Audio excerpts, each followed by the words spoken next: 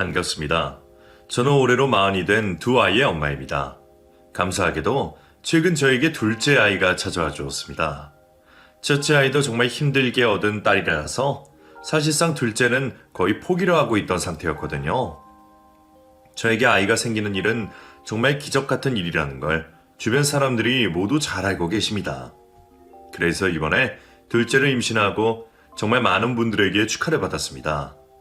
친정엄마도 저희 둘째 임신을 축하해 주셨는데 축하를 해주시면서 이런 말을 하시더라고요.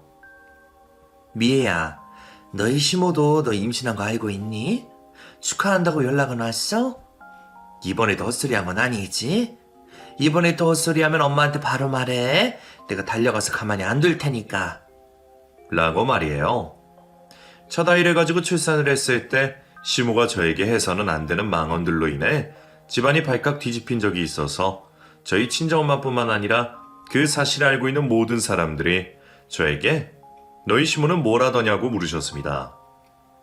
다행히 이번 둘째 임신 때는 시모가 먼저 전화를 주셔서 진심으로 축하를 해주셨습니다.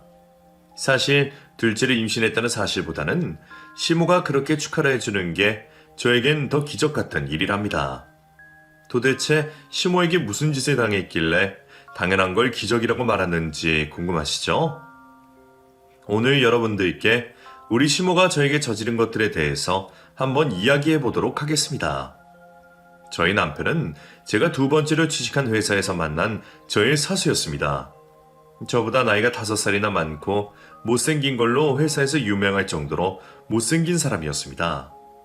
성격은 부드럽고 세심하고 또 똑똑한 사람이었지만 얼굴이 너무 못생겨서 이성적으로는 절대 느껴지지 않았던 사람이었답니다. 제 이상형은 다른 건 다 둘째치고 저희 아빠만큼이나 잘생긴 사람이거나 저희 엄마를 닮은 사람이었답니다. 그러니 얼굴이 못생긴 남편이 제 눈에 들어올 리가 만무했는데 어느 날 대뜸 남편이 저에게 고백을 하더군요. 미애씨, 제가 고백을 하면 우리 사이가 불편해질 걸 잘 알지만 꼭 말하고 싶었어요. 저 미애씨한테 첫눈에 반했어요. 부담스럽겠지만 제 마음을 알아 계셔주세요. 미애씨가 제 마음을 받아주는 그날까지 기다릴게요. 선배님, 마음은 감사하지만 저는 선배님의 직장 동료 그 이상도 그 이하로도 본 적이 없어요. 오늘 일은 없던 걸로 할게요. 선배님도 없던 일로 생각해주세요. 죄송합니다. 저는 남편의 고백을 듣자마자 1초의 망설임도 고민도 없이 바로 거절을 했습니다. 솔직히 그땐 정말 경악스러웠습니다. 같이 일하는 내 사수한테 고백받은 것도 불편한데 이렇게 못생긴 사람이 나한테 고백을 하다니 회사를 그만두고 싶을 정도였죠. 하지만 남편은 저의 거절에도 굽힐 줄 몰랐습니다. 포기를 해야 달라고 부탁을 했음에도 불구하고 포기하지 않고 끝까지 저에게 구애를 했던 남편은 저를 쫓아다닌 지 3년 만에 저의 마음을 얻게 되었습니다. 그래서 그런지 시모는 처음부터 저를 싫어하는 눈치였습니다. 1년 정도 연애를 하고 결혼을 허락받으러 시댁에 들렀을 때였습니다. 시모는 저를 보자마자 이런 말을 먼저 내뱉으셨어요. 그렇게 예쁘시다구만 뭐 3년씩이나 쫓아다녔대? 그 말이 어찌나 뾰족하게 날아와 제 가슴에 꽂히던지 그 말을 듣는 순간부터 저도 시모가 싫어졌습니다. 시모를 만나기 전엔 시모라는 존재 자체가 무섭고 떨렸었는데 그 말을 들으니 그냥 인격이 낮은 사람처럼 느껴지더라고요. 다행히 남편이나 시모, 그 외의 가족들은 인품이 참 좋으신 분이셨습니다. 그게 아니었다면 저는 정말 남편과 결혼까지는 올리지 못했을 것 같았습니다. 너는 결국엔 우리 태훈이 받아줄 거면 진작에 받아주지. 왜 이제서야 받아준 거니? 우리 태훈이가 그동안 너 때문에 고생한 거 네가 다 보상해 줄 거야? 솔직히 나는 우리 아들이 너를 3년 동안 쫓아다녔다는 사실이 정말 기분 나쁘다. 미애 너, 우리 태훈이 안 받아줘 3년 동안 몇 명의 남자를 만났니? 실컷 만나고 나서 보니까 우리 태훈이가 그 중에 제일 나은 것 같아서 받아준 거니? 솔직히 시모의 말이 너무 어이가 없어서 하나하나씩 따지고 들고 싶었지만 처음 만난 자리라 아무 말도 할 수가 없었습니다. 다행히 저 대신 시부와 남편이 시모에게 뭐라고는 해주었지만 시모는 그 입을 다물 생각을 하지 않았습니다. 아버지가 마을버스 기사라고 하던데 맞니? 아버지 평생 그 일 하시면서 살아왔어? 그걸로 어떻게 식구들 먹여 살렸대? 그 일 돈도 잘 안 벌리잖아. 지금 모아두신 돈은 있으셔? 내 욕은 참아도 제 가족 욕은 참을 수 없었습니다. 저희 아버지 그 일 하시기 전에는 철물점 운영하셨어요. 최근에 장사가 잘 안 돼서 다른 사람한테 철물점 넘겨주시고 버스 일하신 지는 얼마 안 되셨어요. 그리고 아버지가 평생 열심히 일해주신 덕분에 저희 가족 부족함 없이 잘 먹고 잘 살았고요. 지 아빠 얘기 좀 했다고 득달같이 달려들다니. 얘야, 시어머니가 뭐라고 말을 하든 며느리는 네 알겠습니다 맞아요 라고만 대답하는 거야. 알아듣겠니? 너를 하나부터 가르칠 생각하니 벌써 머리가 아프다. 어디서 이런 게 굴러 들어와서 벌써부터 스트레스를 주는지. 우리 아들 눈 정말 났다 나자. 제가 눈을 부릅뜨고 또박또박 이야기를 하자 시모가 진절머리 난다는 듯 머리를 절레절레 휘저으셨습니다. 그런 시모를 보면서 세상 모든 시모가 이렇게 며느리를 싫어하는 건가 싶었습니다. 그 자리를 끝내고 집으로 돌아가는 길에 제가 남편에게 물었습니다. 오빠, 어머님은 도대체 나한테 왜 그러셔? 내가 뭘 잘못했다고 자꾸 사람 열받는 소리만 하시는 거야. 거기에 모자라 우리 집 흉까지 보시고 예의가 너무 없으신 거 아니야? 저의 물음에 남편은 대답하기를 조금 망설이더군요. 하지만 저도 알아야 될 것 같다며 솔직하게 모든 사실을 말해주었습니다. 엄마는 내가 너를 3년 동안이나 쫓아다닌 게 탐탁지 않으셔서 그러신 거야. 우리 아들이 뭐가 모자라서 한 여자를 3년이나 쫓아다니느냐 이 말이지. 그게 네가 아니라 다른 사람이었어도 그러셨을 뿐이죠. 아버지가 잘 말해본다고 했으니까 너무 기분 나빠하지 마. 오늘 이 일은 내가 대신 사과할게. 아들이 3년 동안 저를 쫓아다녔다는 사실이 그렇게 분할 정도인가 싶었습니다. 그래도 다행히 시모가 시부 말은 잘 듣는다고 하니 그 말을 믿어보기로 했습니다. 그 와중에 또 웃긴 건 시모가 저를 그렇게 마음에 들어하지 않으면서도 결혼은 반대하지 않았다는 것이었습니다. 기분 나쁜 일은 있었지만 무사히 결혼 허락을 받아낸 후 상견례를 진행하게 된 날이었습니다. 오늘 애기 상견례 날이라고 그렇게 꾸미고 들어오셨어요? 사돈댁이나 저희나 그렇게 잘 사는 집안도 아닌데 뭘 그렇게 화려하게 하고 오셨는지. 대충 입고 온 제가 민망해질 정도네요. 아님 미리 귀띔이라도 해주셨으면 저도 돈 써서 화려하게 입었을 텐데요. 양가 부모님이 인사를 놔두고 자리에 착석했을 때 시모가 제일 처음 내뱉은 말이 저 말이었습니다. 제가 볼 땐 저희 부모님이나 시부모님들이나 입은 차림새도 비슷했고 꾸밈의 정도가 비슷했는데 왜 저렇게 말을 하나 싶었습니다. 그때 시부가 웃으면서 말했습니다. 미애 보면서 누굴 닮아서 애가 저렇게 예쁜가 했더니 아버지 어머니 닮아서 그랬나 봅니다. 두 분 다 외모가 출중하셔서 대충 입으셔도 화려하게 입은 것처럼 빛이 났어. 저희 한 사람이 그런 말을 한 것 같으니 너무 기분 나빠지 말아주세요. 시부가 그렇게 빠른 대처를 하지 않았다면 저도 저희 부모님도 상견례를 기분 좋게 시작하지 못했을 듯 했습니다. 그렇게 시부의 발빠른 대처로 무사히 넘어가나 싶었는데 시모가 자꾸 외모에 관한 이야기를 들먹이셨습니다. 두 분 더 젊었을 때 이성들을 꽤나 홀리셨겠네요. 미애만 봐도 얼굴이 예뻐서 콧대가 저렇게 높은데 두 분도 안 봐도 뻔합니다. 근데 예쁜 게 다가 아니라는 걸 미애도 좀 알았으면 좋겠네요. 두 분도 제 의견에 동의하시죠? 어머님, 저희 엄마 아빠한테 무슨 말씀을 하시는 거예요? 그리고 저 그런 사람 아니에요. 저 누구보다도 제 주제 잘 알고 저보다 예쁜 사람 천체에 끌렸다는 것도 잘 알아요. 그런 애가 우리 애를 3년씩이나 쫓아내게 만들었니? 우리 태훈이가 뭐가 못나서? 솔직히 너보다 좀 딸린다고 생각하니까 네가 그랬던 거 아니니? 그리고 너 내가 하는 말에 대꾸하지 말라고 했었지. 너희 부모님 계시는 자리라고 내 말 여기는 거니? 시부가 대놓고 시모의 옆구리를 찔렀습니다. 그러자 시모가 입을 바로 다무시더군요. 그때 가만히 계실 줄 알았던 저희 엄마가 입을 여셨습니다. 저희 미애가 콧대가 높아서 대훈이를 3년 동안 받아주지 않은 게 아니라 미애한테도 마음이란 게 있으니 그런 거겠죠. 나 좋다고 하면 미애도 다 좋아야 됩니까? 그건 아니잖아요, 사부인. 그렇게 말씀하시니 듣는 제가 다 서운하네요. 두 분 기분 나쁘시라고 했던 말은 아니었습니다. 기분 나쁘게 듣지는 마시고요. 제가 볼 땐 그렇다는 거예요. 그리고 제 앞에서 우리 딸한테 막대하시는 거 보기 안 좋고 기분 나쁩니다. 그럴 의도는 아니었는데 사부인이 그렇다면 조심하도록 할게요. 언성 높이지 말아주세요.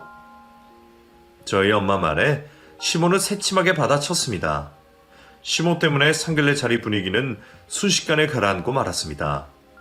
그 누구도 먼저 말을 꺼내지 않고 있을 때 시모가 일부러 그러는 건지 아니면 정말 눈치가 없어서 그러는 건지 푼수처럼 입을 열었습니다. 대훈이한테 외사촌 형이 하나 있거든요. 우리 언니 아들이라 이런 말을 해도 될지 모르겠지만 걔가 엄청 못생겼어요. 같이 다니기 쪽팔릴 정도로 못생긴 앤데 아니 글쎄 걔는 장가를 일찍 갔지 뭐예요? 전혀 궁금하지도 않고 불편한 이야기를 내뱉은 시모의 말에 저희 부모님은 많이 당황하셨는지 그 어떤 반응도 못하신 채로 눈만 멀뚱히 뜨고 계셨습니다. 남편이 시모의 입을 막으려고 하자 시모가 되려 남편에게 짜증을 내며 말했습니다. 내가 말하겠다는데 네가 왜 그러니? 너 엄마 말하는데 끼어들지 말고 가만히 좀 있어. 죄송합니다, 사돈. 그래서 말을 이어가자면 그렇게 못생긴 애가 어떻게 장가를 빨리 간 줄 아세요? 저희 언니네가 돈이 많아서 장가를 빨리 갈 수 있었던 거였더라고요. 그걸 보면서 외모보다 더 중요한 게 돈이구나라는 생각을 했어요. 그러니까 제가 하고 싶은 말은 외모가 아무리 잘생기고 예뻐봐야 다 소용없다. 그보다 중요한 것들이 많다 그 말씀입니다. 시모가 왜 갑자기 남편의 외사촌 이야기를 꺼냈는지 시모의 마지막 말을 듣고서야 이해가 됐습니다. 저만큼이나 저희 부모님도 기분이 나쁘셨는지 서둘러 상견례 자리를 마무리하셨습니다. 저희 부모님이 자리에서 일어서자 시모가 또 태클을 거셨습니다. 아니, 상견례나 이렇게 빨리 자리에서 일어나시는 분들이 어디 있어요? 애들 결혼 처음 시키시는 거라서 잘 모르시는 것 같은데 상견례나 이러시면 안 돼요, 사돈. 다시 자리에 착석해 주세요. 시모는 저희 부모님을 예의도 없는 사람으로 만들려고 했지만 시부가 먼저 가시라고 해주신 덕분에 저희는 그 자리에서 빠져나올 수 있었습니다. 불같은 성격을 가진 저희 친정엄마는 화를 고래고래 내셨습니다. 무슨 저런 인간이 다 있어. 살다 저렇게 무례한 인간은 나 또 처음 본다. 다른 자리도 아니고 상견례 자리에서 누가 저런다니. 그리고 자기네들이 못생긴 걸 왜 엄한 사람한테 화풀이를 하냔 말이야. 너희 시모 완전 또라이 아니니? 시아버지는 멀쩡한 것 같은데 네 시모 왜 저래? 미애야, 아빠가 볼 땐 너희 시모 외모 컴플렉스가 좀 있으신 것 같아. 자격지심 때문에 우리한테 저러시는 것 같은데 이 결혼해도 괜찮겠니? 아빠는 영찝찝하다. 친정아빠 말이 맞았습니다. 못생긴 남편은 시모를 붕어빵 마냥 빼다 박았는데 아빠 말대로 시모가 그런 외모 때문에 컴플렉스가 있고 그로 인해 생긴 자격지심 때문에 저와 저희 부모님께 무례하게 말씀을 하신 듯 했습니다. 남편에게 대놓고 너희 엄마 자격지심 있는 것 같다고는 하지는 못하고 우리 부모님이 이 결혼에 대해 걱정을 많이 하신다고만 말해주었습니다. 안 그래도 어제 엄마 집에 가서 아버지한테 많이 혼나셨어. 왜 자꾸 외모 이야기를 하냐고. 당신이나 당신 아들 못난 걸 왜 사돈들한테 화풀이 하냐고 하시더라. 아버님이 그렇게까지 말씀하셨다고? 어머님 상처받으신 거 아냐? 우리 아버지가 외모를 전혀 안 보시는 분이시거든. 그래서 평생 엄마한테 못생겼다 어떻다 말하신 적이 없는 분이신데 이번엔 아버지가 많이 화나셨나 봐. 그리고 그렇게 말을 해야지 엄마가 정신탈이 나면서 그러시긴 했는데 결국 엄마도 속상했는지 눈물을 보이시더라고. 시부의 말이 너무 세서 걱정이 되긴 했지만 그래도 시부의 말이 효과가 있었는지 시모는 그날 이후로는 외모에 관한 그 어떤 이야기도 꺼내지 않으셨습니다. 다만 저를 좀 더 불편해 하시는 것 같기는 했습니다. 그렇게 무사히 결혼식을 올리고 난 후 남편과 저는 계획대로 바로 임신 준비에 돌입했습니다. 남편 나이가 있기도 하고 남편도 저도 결혼하면 바로 아이를 갖고 싶다는 마음이 통했었기에 가능한 일이었습니다. 그런데 인생이라는 게 참 웃기다 싶었습니다. 남들은 아기가 혼수라고 할 정도로 쉽게 임신이 돼서 결혼을 하기도 하는데 정작 결혼해서 임신 준비까지 한 저희 부부에게는 아기가 쉽게 찾아오지 않았기 때문이었죠. 저희가 임신 준비를 한 지 한참이나 됐는데도 소식이 없자 시모가 말씀하셨습니다. 예, 나 지금이나 애가 안 들어서면 보통 다 여자한테 문제가 있더라고. 나는 우리 태훈이가 나 안에 꼭 보고 싶으니 노력해도 안 들어선다 싶으면 미련 없이 갈라서라. 아이가 좀 늦게 생긴다고 너무 쉽게 이혼 이야기를 하는 시모를 보면서 시모가 그동안 말만 안 했다 뿐이지 호시탐탐 저와 남편을 갈라서게 하려고 기회를 엿보고 있다는 생각이 들었습니다. 미애 너도 참 그렇다. 너도 양심이 있으면 네가 먼저 우리 태훈이 낳아줘야 되는 거 아니니? 태훈이가 애를 얼마나 좋아하는지 너도 잘 알면서 너는 그런 생각은 안 해봤니? 어머님, 저희 결혼한 지 얼마나 됐다고 벌써 그런 말씀을 하세요. 그리고 애가 쉽게 생기는 것도 아니고 늦게 생길 수도 있는 거죠. 어머님은 저희가 이혼을 하셨으면 하세요? 어머님 아들, 이혼남 만들고 싶으신 거예요? 제 말에 시모는 크게 부정하지 않으셨습니다. 그저 계속해서 저에게 상처를 주는 말만 내뱉으실 뿐이었죠. 옛날에 애 못 낳아서 쫓겨난 여자가 한둘인 줄 아니? 지금은 시대가 바뀌어서 내 손으로 너를 쫓아낼 수가 없으니 너 뭐 알아서 나가라고 말하는 거다. 얼굴이 예쁜 뭐하니? 몸이 그렇게 엉망인데. 엄마 그만하세요. 말씀이 너무 지나치시네요. 아무리 엄마라도 제 아내한테 그렇게 말하면 저 못 참아요. 엄마 이러시는 거 저 안 보고 살고 싶어서 이러시는 거라고 생각할게요. 남편은 시모에게 다시는 연락하지 말라고 못을 박았습니다. 남편의 말에 시모는 어버버하시며 저희를 붙잡으셨지만 저희는 뒤도 돌아보지 않았습니다. 결혼하면 무조건 제 편을 들어주겠다는 남편은 약속을 지켜주었습니다. 저는 남편이 시모에게 그렇게 말을 하면 시모가 정신을 조금 차리실 줄 알았습니다. 하지만 시모는 제가 생각하는 것보다 더 대단하신 분이었어요. 시모에게 연락을 하지 말라고 하고 돌아왔던 그날 저녁 친정엄마에게서 전화 한 통이 걸려왔습니다. 미애야, 네 시어머니 지금 우리 집 찾아와서 온 집안에 박살내고 있어. 지금 경찰 불렀으니까 너도 김서방이랑 얼른 좀 와서 말려봐라. 이 미친 여편에 어떡하면 좋니? 엄마의 전화에 남편과 저는 저희 집에서 5분 거리에 있는 친정집으로 향했습니다. 친정집으로 가니 경찰은 이미 도착해 있었고 집안은 엄마 말대로 박살이 나 있었습니다. 그 와중에 시모가 경찰에게 붙잡혀 있는데 눈이 반쯤 돌아있는 상태로 소리를 지르고 있었습니다. 천연 때문에 착한 우리 아들이 변했어. 꼬리 9개 달린 구미호 같은 기집애. 나는 저런 애 며느리로 받아들일 수 없으니까 당신 네들 딸 환수해 가라고요. 재수 없는 집안 같으니라고. 시모는 저희 부모님에게 저를 다시 데려가라고 소리를 질러댔습니다. 남편이 시모에게 그만하라고 소리쳤지만 시모는 아랑곳하지 않았습니다. 안 데려가면 내가 또 찾아서 다 박살낼 거니까 그렇게들 하세요. 어디 저런 구미호 같은 걸 키워서는 우리 아들한테 시집을 보내요. 그 부모의 그 자식이라고 다들 생긴 건 부리부리하게 생겨서 남의 집안에 다 말아먹고 앉아있네. 결국 시모는 경찰에 연행됐고 남편은 그런 시모를 뒤따라 나갔습니다. 시모는 작정을 하고 저희 친정집으로 찾아왔는지 집에 있는 모든 가자체품과 가구를 박살에 내놓으셨습니다. 풍비박산난 저희 집안을 보면서 제가 눈물을 흘리자 엄마가 말씀하셨습니다. 미애, 너 울지 마. 너희 시모가 미친놈이란 사실이 슬퍼서 우는 거니? 나는 너희 시모한테 이거 다 보상받을 생각이니까 너도 정신 똑바로 차리고 살아. 안 그러다가는 너희 시모한테 이혼을 당하든 한 대 얻어 터지든 할 것 같으니까. 엄마는 혹시라도 제가 약해질까봐 제가 무너지지 않게 일부러 냉정하게 말씀하신 듯 했습니다. 그렇게 일이 무마되는 듯 했습니다. 그런데 며칠이 지나고 시모가 저희 집으로 찾아오셨더군요. 시모가 저희 집으로 오셨을 때 저는 시모가 저희 집도 박살이 내려는 건가 싶어 문을 열어주지 못했습니다. 너한테 사과하러 왔으니까 그만하고 이 문 좀 열어봐라. 사과하러 온 사람 문 좀 박대할 생각이냐? 사과하러 왔다는 사람의 태도는 아니긴 했지만 일단 문을 열어주었습니다. 남편은 열어주지 말라고 했지만 사과를 하러 온 사람을 문전박대할 수만은 없었으니까요. 집 안으로 들어온 시모는 무작정 미안하다는 말만 되풀이했습니다.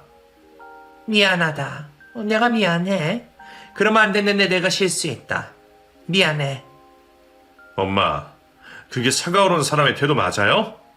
어떤 잘못해서 왜 미안한지 말씀을 하셔야죠. 엄마 아버지한테 쫓겨나서 이러시는 거죠. 아무리 그래도 이런 식으로 사과하시면 안 되죠. 사과하실 거면 똑바로 하세요.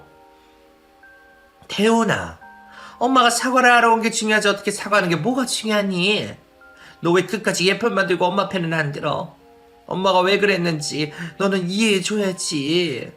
엄마 정말 속상해서 못 살아. 시모의 말에 남편도 시모를 집에서 내쫓으려고 했습니다.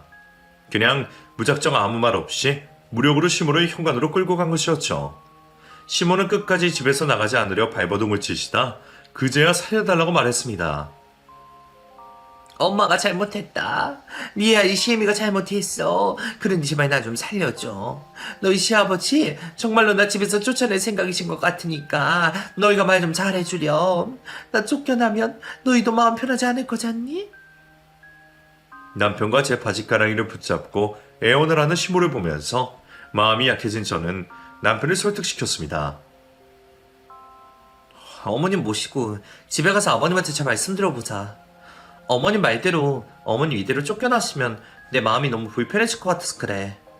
아들인 당신이 어머님 이해해드려야지 어쩌겠어. 시부를 설득한 끝에 시모는 다시 집으로 돌아갈 수 있었습니다. 시모는 제 앞에서 다시는 그런 일이 없도록 하마. 미안하다. 라는 말만 하실 뿐이셨지만요. 그렇게 그 일을 이탈락시킨 후 남편과 저는 다시 임신에 집중하기로 했습니다. 그땐 먼저 병원에 가서 저희 몸에 무슨 문제라도 있는 건지 확인해 보기로 했었죠. 검사 결과는 남편과 저도 문제가 있었던 건 아니었습니다. 다만 일정하지 않은 저의 생리 주기 때문일 수도 있다는 이야기를 들으면서 인공수정을 권유받게 되었습니다. 인공수정하면 미애 네가 많이 힘들어지는데 그렇게까지 해서 우리가 임신을 해야 될까? 나는 차라리 아기가 자연히 먼저 찾아올 수 있게 언제까지든 기다리는 게 맞는 것 같아. 남편은 인공수정을 반대했지만 저는 임신이 안 되는 이유가 마치 저인 것 같은 죄책감에 인공수정을 하고 싶다고 말했습니다. 그렇게 시도한 인공수정은 번번이 실패했습니다. 그 과정과 결과에 지치고 스트레스 받았던 저는 결국 회사를 다닐 수 없는 지경에 이르렀고 더불어 원형 탈모까지 얻게 되었습니다. 그 정도까지 가게 되니 주변에서는 그만 아기를 포기하는 게 어떻겠냐는 말을 많이 하셨습니다. 하지만 오기였는지 아니면 아기를 꼭 갖고 싶다는 저의 간절함 때문이었는지 결국 저는 시험관을 시작하게 되었습니다. 어렵게 시작한 시험관마저 실패했을 때 담당 선생님께서 이렇게 말씀하셨습니다.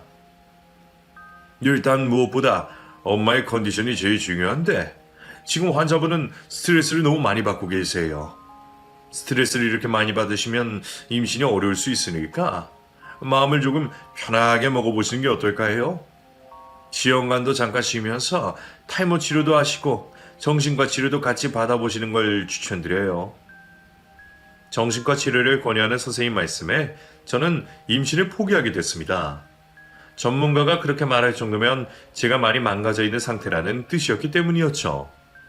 제 상태가 어떤지도 못 돌보는 사람이 어떻게 아기를 임신할 수 있겠나 싶었습니다.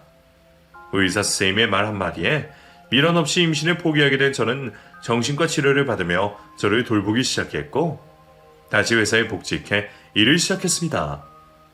일상의 제자리도 되돌려 놓은 것이었죠. 그렇게 꽤 오랜 시간이 흐른 후였습니다. 축하드려요. 임신 6주차입니다. 그동안 정말 고생 많으셨죠? 어머니, 다른 거 다 필요 없고 지금처럼 스트레스 받지 마시고 잘 지내만 주세요. 그럼 아이도 건강히 잘 자랄 겁니다. 결혼 5년 만에 그토록 바라던 새 생명이 저희를 찾아와 줬습니다. 정말 예상도 못했던 일이라 어안이 벙벙했습니다. 이렇게 준비 없이 부부가 돼도 되는 건가 싶었죠. 임신 소식을 들은 저희 친정 부모님들은 저처럼 눈물을 흘리시며 축하를 해주셨는데 시모는 그렇지 않았습니다. 그래? 미인이가 임신이 됐다고? 안 될 줄 알았는데 되긴 됐구나. 나는 너 때문에 우리 태훈이 애는 일찌감치 포기하고 있었는데 다행이긴 하네. 오히려 저를 비꼬는 것 같은 느낌이 드는 말을 하셨습니다. 시모 인성이야 결혼 전부터 잘 알고 있었기 때문에 그리 놀랍지는 않았습니다. 나는 너 임신했다고 해서 뭐 이것저것 챙겨주고 그럴 마음 없으니 임신했다고 나한테 기대하거나 바라지는 마라. 그런 건 너네 친정엄마한테나 해달라고 해. 어머님, 제가 어머님한테 바라고 기대할 게 뭐가 있겠어요. 음식도 내 엄마가 만들어준 음식 먹고 싶지 어머님 음식 먹고 싶겠어요? 걱정하지 마세요. 저의 그 한마디가 시모의 심기를 건드린 건지 시모는 제가 임신한 10달 내내 단 한 번도 저희 집에 찾아오시거나 저를 궁금해하시지 않았습니다. 아이를 출산하고 나서야 시모가 아기 얼굴을 보러 조리원으로 오셨는데 시모는 초췌해진 상태로 누워있는 저를 보고는 고생했다는 말 한마디도 하지 않으셨습니다. 보통 큰딸은 아빠를 닮는다는데 얘는 어떻게 태훈이 닮은 구석이 하나도 없니? 눈이며 코며 입이며 귀까지 지 엄마만 빼다 박았는데 이게 맞는 거니? 엄마, 차라리 잘된 일이죠. 못생긴 저 닮느니 예쁜 엄마 닮는 게 100번 나아요. 그리고 그렇게 해달라고 제가 10달 내내 기도했거든요. 하늘에서 제 소원 들어주셨나봐요. 너도 참 쓸데없는 소리만 한다. 네가 뭐가 어때서? 네가 뭐가 못생겼다고 그래? 아무리 그래도 네 딸인데 너를 닮아야 정상 아니냐고? 엄마, 아직 태어난 지 일주일도 안 됐어요. 아기 얼굴은 금방금방 변한다잖아요. 일단 조금만 더 기다려보세요.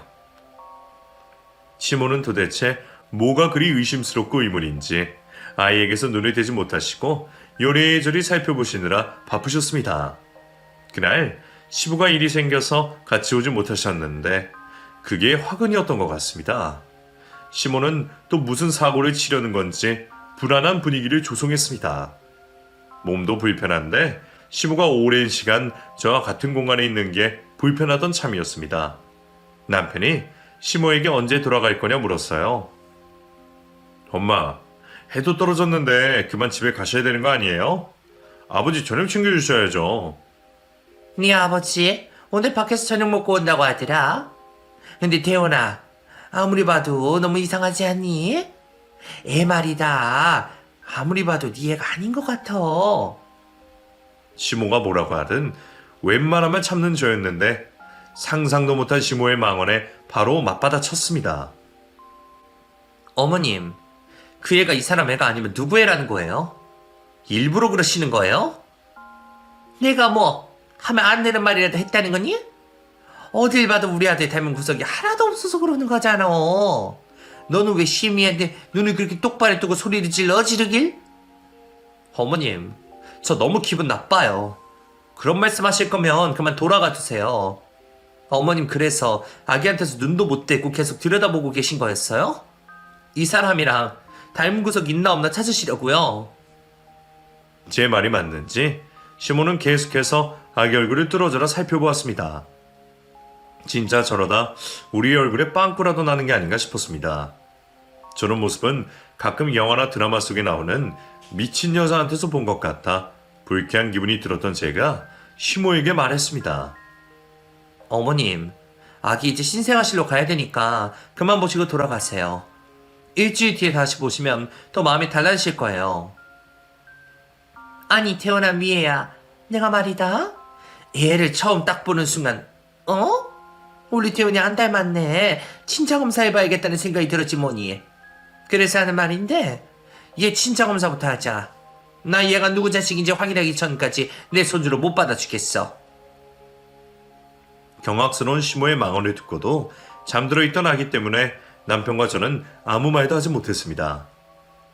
솔직히 내가 말을 못했지만 그동안 너희 임신 안 된 이유가 우리 태훈이한테 있을 수도 있었을 거라고 생각을 했거든. 근데 5년 만에 네가 임신됐단 말이 듣자마자 그런 생각이 들더라. 얘가 밖에서 딴 놈이랑 붙어먹고 왔구나라는 생각. 그렇지 않고서야 그렇게 임신이 안 되는 네가 갑자기 임신이 될 리가 없지 않니? 엄마, 그만하세요. 무슨 소리를 하시는 거예요? 아버지 부르기 전에 돌아가세요.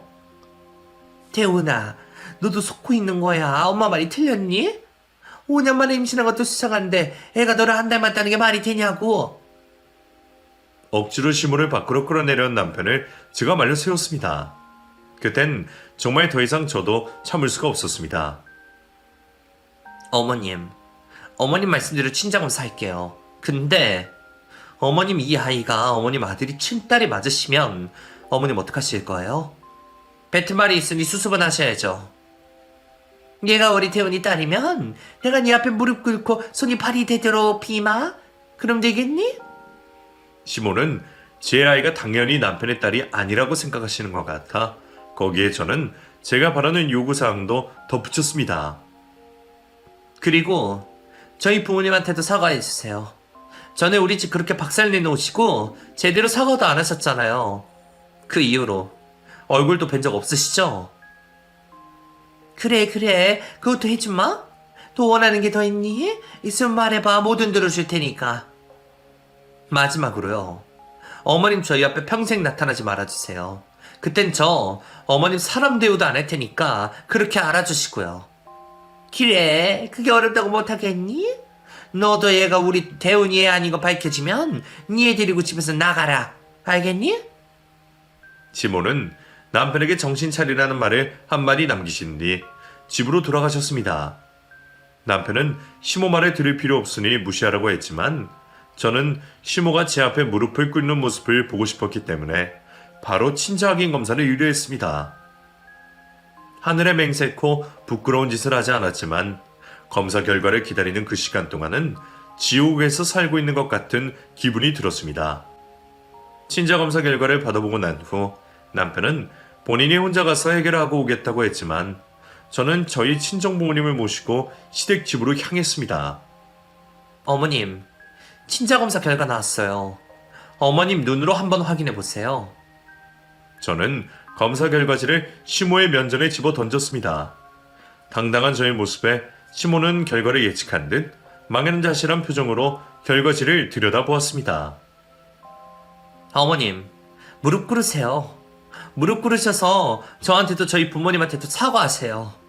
그동안 저 미워하셨던 거, 그리고 제 딸의 출생을 의심하셨던 거, 저희 부모님한테 무례하게 구셨던 거 다 사과하시라고요. 시부도 남편도 저를 말리지 않았습니다. 그저 말없이 그 상황을 지켜보고 있을 뿐이었죠.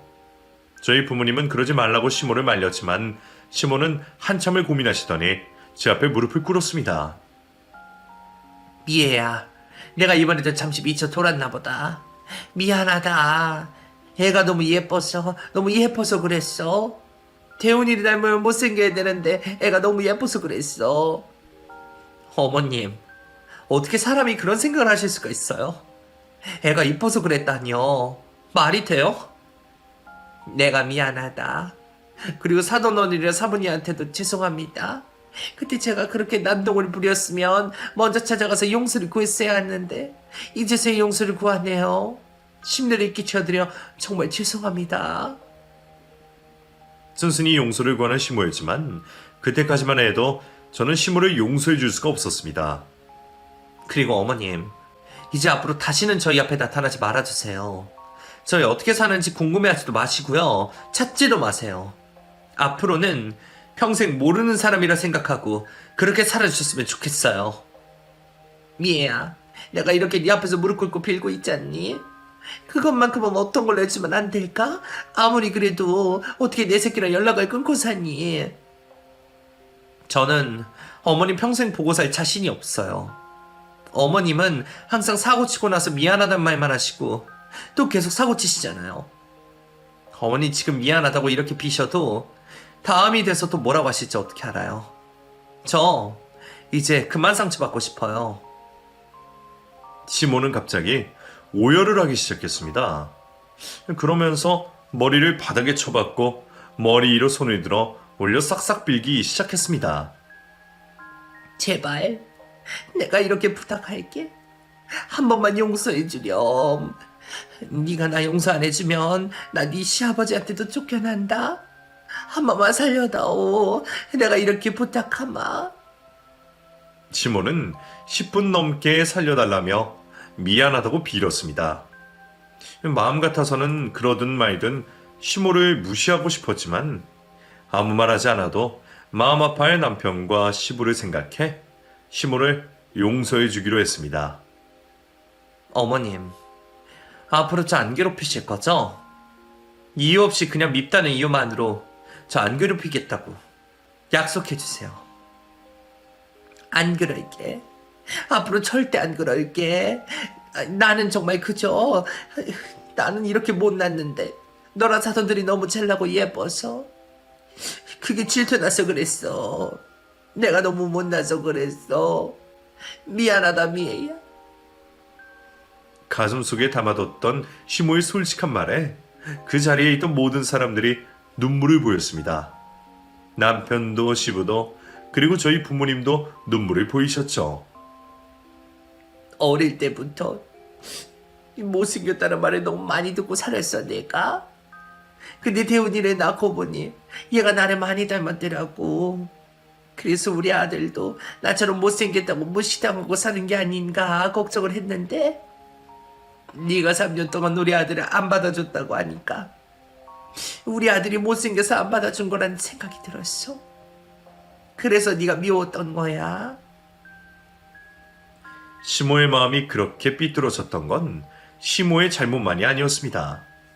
시모도 외모 지상주의로 돌아가는 이 세상의 피해자였던 것이었죠. 시모가 꽁꽁 숨겨왔던 속마음까지 알게 된 저는 시모의 모든 잘못을 진심으로 용서해 주기로 했습니다. 그리고 그런 시모를 이해하려고 노력을 했었죠. 그날 이후 시모는 딸아이의 돌 잔칫날을 빼고는 얼굴을 볼 수가 없었습니다.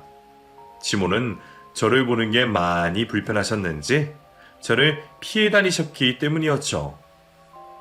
시모와 친해질 수 없다는 건 알았지만 관계가 결국 나보다 못한 사이가 되어버린 것 같아 씁쓸하기는 했습니다. 하지만 예전처럼 원수로 지내지 않는 게 어디냐는 생각이 들었습니다. 둘째 임신 소식을 들어도 먼저 연락은 주지 않을 거라고 생각했던 시모가 먼저 연락을 주었을 때 얼마나 놀랐는지 모릅니다. 미애야, 대은이한테 들었어. 둘째 임신했다면서? 할인이도 어렵게 가져서 둘째는 생각도 안 하고 있었을 텐데. 정말 축하한다. 무리하지 말고 몸조리 잘해서 둘째도 건강하게 출산하자꾸나. 축하한다는 시모의 말에 감사하다는 말 말고는 아무 말도 하지 못했지만 전화를 끊고 나서 저는 한참을 울었습니다. 진심으로 축하해주는 시모에게 감사하기도 하고 죄송하기도 했기 때문이었죠. 기적은 별게 아닌 것 같습니다. 첫 아이가 저에게 찾아왔던 것도 저에겐 기적이었고 시모가 진심으로 잘못을 뉘우친 것도 저에겐 기적이었죠. 마지막으로 둘째 아이가 생긴 것도 저에겐 아주 큰 기적이었답니다. 제게 찾아온 두 아이들을 보면서 그리고 저희 시모를 보면서 저는 언젠가 또 저에게 찾아올 기적이 기다려지고 궁금해집니다. 제가 보낸 내용만 보면 저희 시모가 아주 악덕에다가 인간 말종 같아 보이긴 하지만 저희 어머님 욕은 너무하지 말아주세요. 다 지난 일이니까요. 제 이야기 재미있게 들어주셔서 감사합니다. 여러분들에게도 기적이 찾아가길 기도하겠습니다.